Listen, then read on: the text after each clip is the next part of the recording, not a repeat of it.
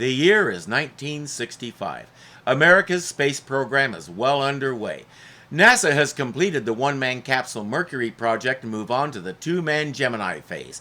In just another year or so, we would head into the three-man Apollo project, and by 1969, just 4 years after this, a man would set foot on the moon. Suddenly, reaching for the stars didn't seem as far-fetched as it had 50 years or so ago. Into this scenario comes a new show about space exploration. And a 12-year-old boy in Central California took one look and was instantly hooked on Angela Cartwright. Oh yeah, the show was pretty great too. Hi, you find yourself lost in Irvingland. The beginning. It's 1997, 32 years into the distant future. I know it sounds strange to hear that now, but in 1965, the year 2000 looked as far away to us as the year 3000 looks now. In 1997, humanity is on the brink of extinction because of overpopulation. In the mid-60s, we hadn't yet figured out that there are lots more creative ways we can destroy the planet to the point where it won't sustain us, besides just breeding like rabbits. Something big is happening today, the start of our first attempt at colonizing another planet. A series of deep-thrust telescopic probes have conclusively established a planet orbiting the star Alpha Centauri as the only one within range of our technology able to furnish ideal conditions for human existence. Alpha Centauri is the closest star to ours, about 4.5 light years away. The Robinson family was picked from millions of applicants to be the first ones to go there. The trip will take 5.5 years and they'll be in suspended animation until they get there. And now let's see how they'll get there. Here now is the Jupiter 2. What happened to Jupiter 1? The culmination of nearly 40 years of intensive research and the most sophisticated piece of hardware yet devised by the mind of man. It's the most advanced technology ever devised by humanity. Without it, this wouldn't be happening. The upper level contains a fantastic, sophisticated Pinball machine! guidance control. Oh, but can I play pinball on it? Here on the lower deck, pulsating with unbelievable force, are the great atomic motors that will power the ship to new worlds. I've talked about atomic power in the 60s before, but it bears repeating, we had no clue how it worked. I wanted to know from the first time I heard the words nuclear power. Did you just stick a piece of uranium in a special box and it generated electricity, or what? One of the biggest letdowns of my childhood was when I discovered the answer. Nuclear power is a form of steam power. The reactor heats the fluid and turns water to steam, which turns turbines to generate electricity. It's a way of creating heat. That's it. I had already learned that when this show aired, so when they mentioned atomic motors, I laughed out loud. The next day at school, when we were talking about it, I had to explain why. Nobody believed me. And now it's time to meet the real star of the show. An environmental control robot, key among whose many vital functions will be the final analysis of the physical environment of the new planet. You think I'm exaggerating? Quick, what's his signature line? At least 3/4 of you instantly said, "Danger, Will Robinson." Everyone who did that tried to do the voice, and 2/3 of those did the hand motions. He's the one thing everybody remembers from this show. Few people remember the array of aliens they encountered. Many can't even tell you how they got lost, but they know the robot. I rest my case. He's the real star of the show. The show was loosely based on a comic book series called Space Family Robinson, which in turn was a serious send-up of the book and movie Swiss Family Robinson. In the comics, the family lived and worked on a space station, but a cosmic storm threw them out into deep space somewhere. They have all sorts of adventures as they try to make their way back to Earth. Since the show was an obvious revamping of the comics, the inevitable copyright issues and flaps came up, and in the end, the comics got Lost in Space added to their covers. Whether it helped their sales or not, I couldn't find out because I really didn't care.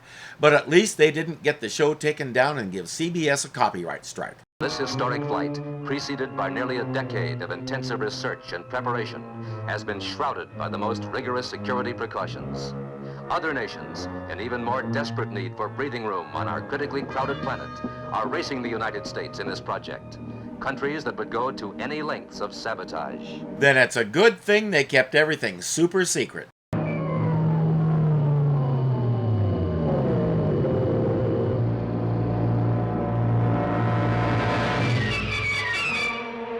There's one of their representatives now. Let me introduce you to the most hated man in America for the next 3 seasons, Dr. Zachary Smith. He's the flight surgeon for this project, and he's also sold out to a foreign interest. He goes over to the robot and fiddles with some props. At exactly launch plus 8 hours, inertial guidance system destroy. Radio transmitter destroy. Cabin pressure control system destroy. He's fine sacrificing the entire family for money, but he has a problem. Turn that thing off, soldier! Sorry, Colonel, there is no personnel allowed in here after 0-6 hours. Do you know who I am, soldier? Sir, I wouldn't care if you were president of the USA. I'd still have to put you under arrest. Of course, that's your duty. But just for the record, I came in here to check the helium-nitrogen ratio. Sorry, sir, but I still have to turn you over to the officer of the day. Naturally, don't apologize. You've got your job and I've got mine, eh, soldier? He stuffs the guy down the garbage chute. You don't think somebody's going to be wondering where he is? Calling Aeolus 14 Umbra. Aeolus 14 Umbra. Reporting mission accomplished. I have reprogrammed the robot. His power has been activated. Exactly 8 hours after launch, the robot will destroy the spaceship with all hands aboard. Repeat. 8 hours after launch, the robot will destroy the spaceship. Just then, the countdown resumes. The doomed ship is ready for takeoff. So let's meet the Robinsons.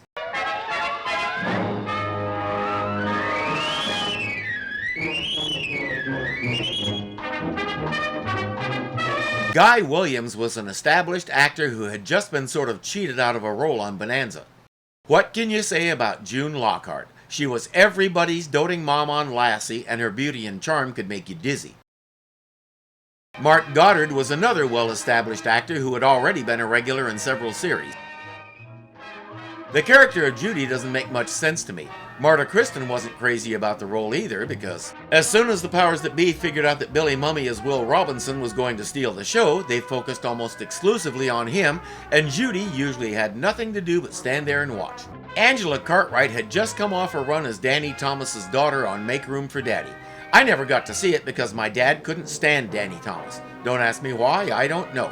I just knew Miss Cartwright's smile could talk me into almost anything. And of course, Dr. Smith. He's the reluctant stowaway in the episode's title. In these last minutes before liftoff, we're hoping to bring you a few words from the members of the brave family making this historic journey. But I'm informed by Alpha Control that Dr. John Robinson, his wife Maureen, I'm pretty sure they used that thing in one of the Time Machine movies. and their 3 children, Judy, Penny, and Will, are still undergoing their pre-liftoff final physical checks. Things have changed a lot. In 1965, the crew would have been on board 2 hours ago and their physical checks would have been done yesterday. Now we can hang around outside the ship until 30 seconds before liftoff, then jump in and go. With 33 minutes to go, the Robinsons finally board the Jupiter 2, where we meet the final and perhaps most essential member of the crew. Hi, John. Well, Hi. Naturally, you're all well acquainted with Major Donald West by this time. The way Judy looked at him, I'm guessing they're very well acquainted. Major West is their safety valve, which is to say, he's the one person who knows how to fly this ship in case there's trouble. Everybody hopes his services won't be needed, and when they get to Alpha Centauri, he'll be free to Judy. If you wake up and find me driving, you'll know you're in trouble. While they're getting in their freezing tubes, Dr. Smith has noticed that the robot's power is turned off. If he doesn't get it turned back on again, the robot won't do its thing. The controls are downstairs. That area is off limits, as the dead soldier already told him. Major? Dr. Robinson? Goodbye, General. And Why did he just skip over Judy? As I said, most of the time she just stands there. She doesn't even get an acknowledgement of her existence from the general. I don't understand. Smith finds a couple of guys futzing with the robot and stands aside until they're done and gone. Then he goes to work getting it powered up again. Upstairs, the Robinsons are getting into their tubes. Hey, get a tube! Dr. Maureen Robinson, enter tube. Miss Judy Robinson, enter tube.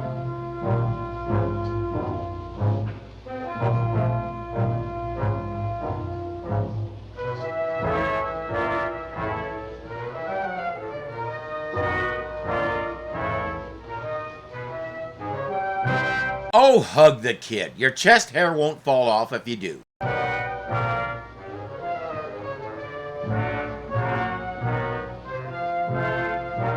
The girls get a hug and kiss. Will gets a hearty handshake and tousled hair. Manhood in the 60s. No wonder so many of those kids grew up to be hippies. Major Donald West, enter 2. He'd like to enter something, all right. With about 1 minute to go, Dr. Robinson enters his tube and the freezing happens.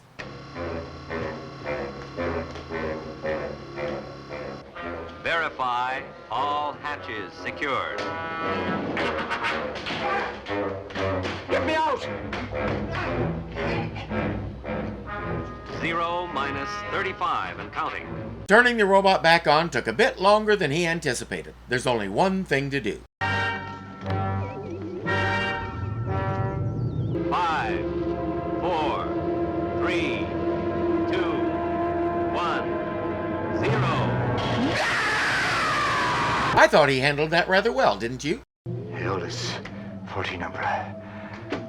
Calling Aeolus, 14 Umbra.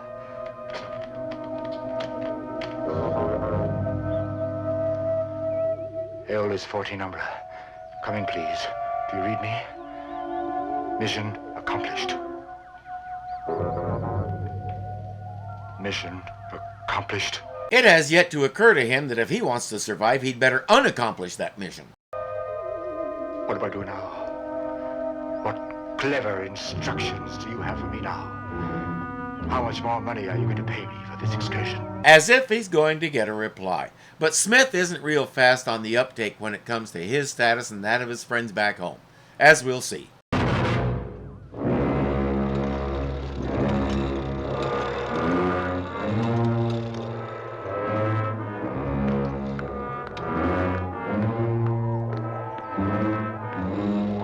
Hey Smith, you didn't get the switch all the way off.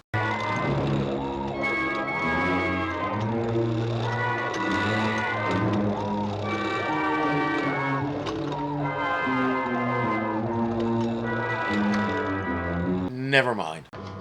Alpha Control. Hello, Alpha Control. This is Colonel Zachary Smith calling from Jupiter 2. Can you return us to Earth? Repeat, can you return us to Earth? Maybe if you stop a second and read the switches, you can figure out how to work that thing. Alpha Control, this is Jupiter 2! Or you can do that. Alpha Control, this is Lunar Tracking Station 2 Omega. Go ahead, lunar tracking. We've got a problem with the Jupiter 2 flight profile. It is now negative. Repeat, negative. Hello, Lunar Tracking. Hello, Alpha Control. Does anybody read me? No, they can't read you because you just broke the transmitter, meathead. The lunar station reports that the craft has been thrown off course because there's close to 200 extra pounds of payload in it that they weren't expecting. Abort the mission! Alpha Control, initiate an immediate course change. Jupiter 2 is headed directly for a massive meteor swarm. Negative. Vector controls aren't effective. They can't steer it from Earth. Smith is on his own and he has no idea what to do. His only hope is to wake Major West.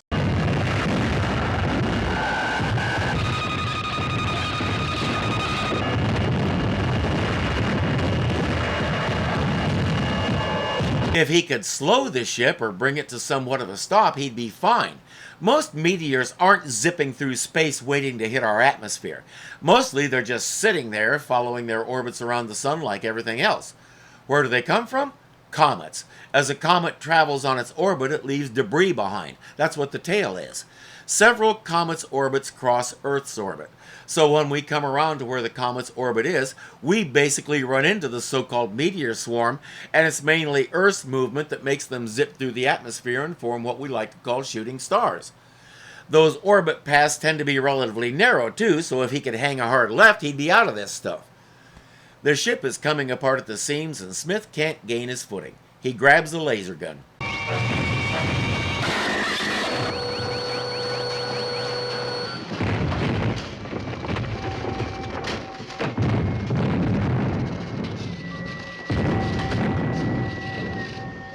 He manages to revive West and get him to the controls. I know you. Look, meteors. Get us out of the flight path, quick!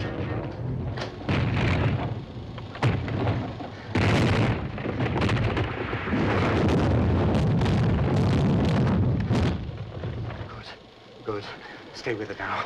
I think he knows what to do, Doctor. I'd shut up if I were you. We're out of it. But we'll never know how far off course. Can you put us about? Get us back home? He just told you he has no idea where you are. That means he has no idea where Earth is. So, short answer, no. Set us back for Earth. Every second you waste sends us thousands of miles in the wrong direction. What are you doing? Waking up the Robinsons. No, don't wake them. Why not? It's their lives, too, and since I'm the only one who can pilot this ship, I'll make the decisions.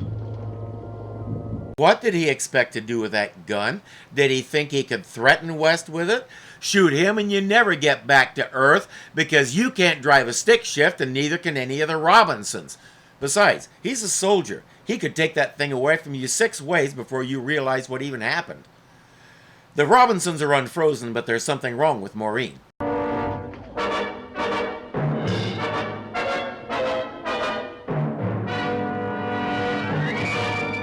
Smith treats her and rescues her while everyone else is staring and saying, "What are you doing here?" Our payload was calculated to a fraction of an ounce. Without his extra weight, we would have ducked the meteor storm automatically. Maybe and maybe not. There's no maybe about it. These things are calculated that carefully because of the way objects move in space. A change of mass will throw things off unless you compensate for it. Smith is the cause. But without me, not one of you would be alive now. If you hadn't been on the ship, they wouldn't have needed saving. But Zachary Smith is a master of fast talking and getting you off topic to cover his own anatomy. It seems to be the one thing he's good at. Right now, we have to make a decision. I'm not sure we should turn back, even if we can. Look here. You people volunteered for this expedition. I did not. I have no business being here. I demand to be taken back to Earth. Don, do you have any idea of our present position? Not precisely.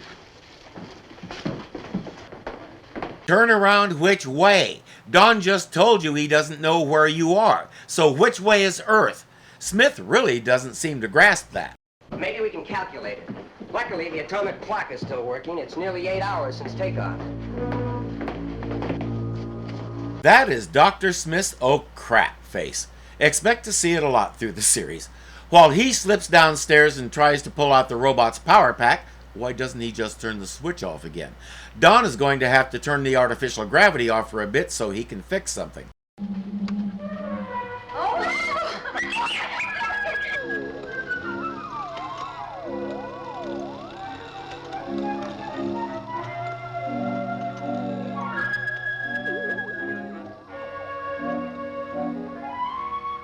He has no idea how to move in zero gravity, so he can't reach the robot.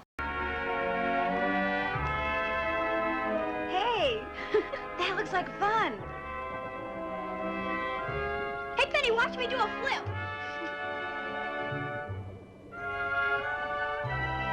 And we watch Penny watch him do a flip instead of watching him do a flip. The direction in this sequence could have been so much better. We have too many cutaways to the other people's faces. One of them will say, "I'm doing this," while nothing is happening, and there's bad voiceover that doesn't match what's happening on the screen. It's enjoyable nonetheless, but it's a lot less enjoyable than it could have been. Major West is finished with what he was working on. That was a lot less enjoyable than it could have been too, at least for him. At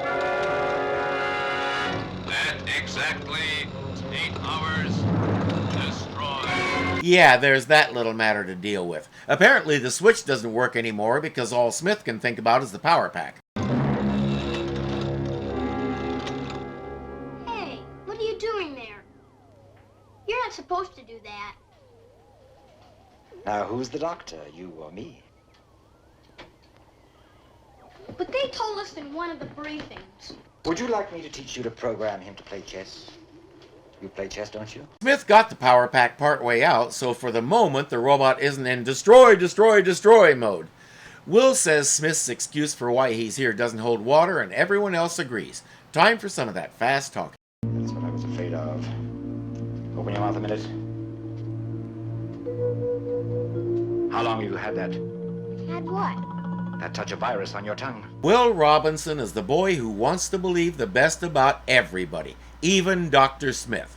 Smith is going to lie to him, swindle him, nearly getting killed multiple times, abandon him, hide behind him, and otherwise prove what a thorough scoundrel he is, and Will Robinson will continue to believe in him right up to the final episode. I don't understand why.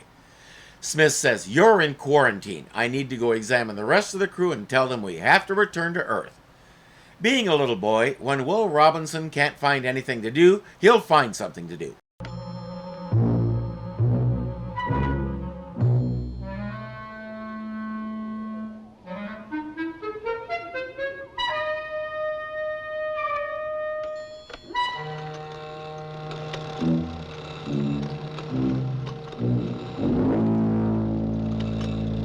It's alive, now what? Stop it! Stop it! I order you to stop! Negative. Once it's done there, it takes the elevator upstairs to finish the job. No, abort! Can you hear me? Abort! Abort! Abort! Abort that. It's on a full rampage now, doing everything Smith told it to do. We're going into a hyperdrive. We're out of control.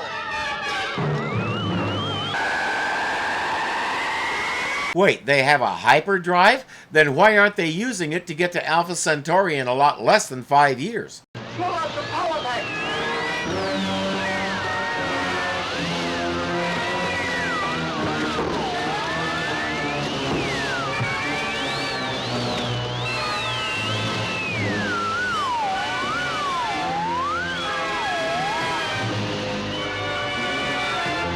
Don gets a quick patch to plug the hole the robot made and stop the air from escaping. But now they're really off course. Since they went into an uncontrolled hyperdrive, they could be anywhere in the universe. Mr. President, status control on Jupiter 2. As of this moment, the spacecraft has passed the limits of our galaxy. It's presumed to be hopelessly lost in space. Name drop. If they went beyond the edges of the galaxy, there shouldn't be any stars or planets nearby. They're in deep space between galaxies. Or maybe he doesn't know what he's talking about. In any case, it's time to start making repairs on the ship. I'm sure it's the NGS scanner. If you can fix it, we might be able to tell where we are. I'll do my best. Look, for the last time, spacewalking's part of my business. Let me do it. Now, we've been through that. You're the only one that can pilot the ship. I'm expendable and you're not. I wouldn't ask Maureen's opinion on that. He gets outside and tethers himself to the ship.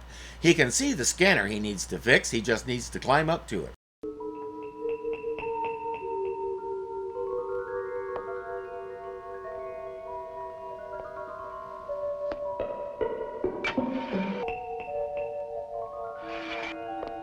Unfortunately, some idiot back on Earth greased the hull because he thought it would slide through space faster.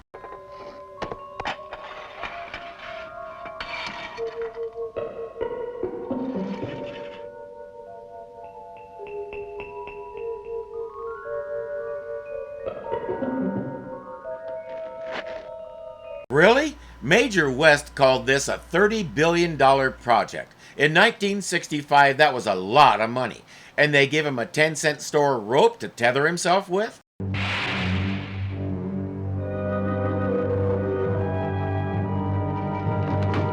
Why hasn't he been using that thing to keep himself on the hull? Or at least use it to blow a path through the grease?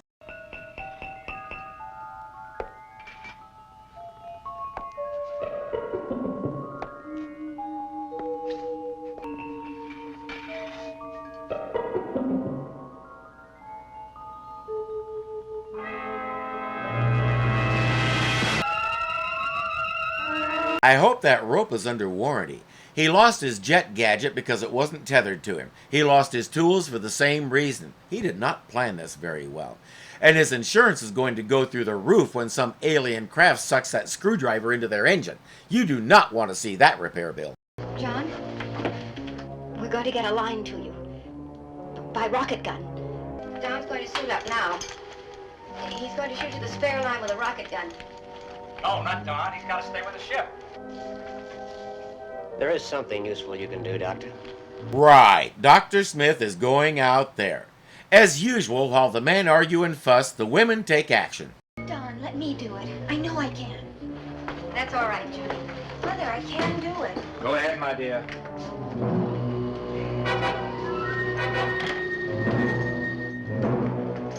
Maureen goes out the airlock, tethers herself with what I hope is a better rope, takes aim and fires.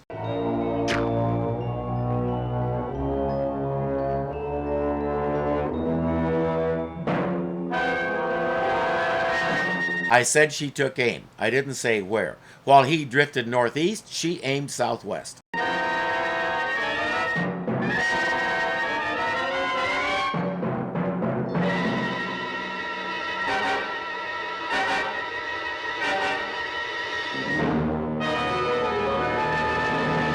Holy cliffhanger, Will Robinson.